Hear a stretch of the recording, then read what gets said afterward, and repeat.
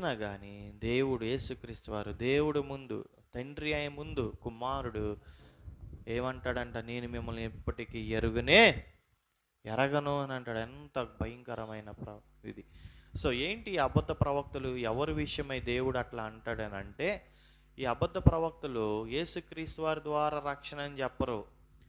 యేసుక్రీస్తు వారితో పాటు మమ్మల్ని కూడా నమ్మాలి, లేదా యేసుక్రీస్తు వారితో పాటు కృపదు మాత్రమే అని, లేదా యేసుక్రీస్తు వారి రక్తంలో కడగబడటం ద్వారానే అని చెప్పుకోకోకుండా ఇతరవి కూడా చెప్తూ ఉంటారు. ఏంటి ఇతరవి అంటే, క్రియలు ద్వారా రక్షణ అని, లేదా ధర్మశాస్త్రం ద్వారా రక్షణ అని, లేదా మమ్మల్ని కూడా నమ్మండి అప్పుడు రక్షణ అని, లేదా మమ్మల్ని కూడా మీరు ఏం చేయాలి, విశ్వసించాలని తప్పుడు బోధలు చేస్తూ ఉంటారు.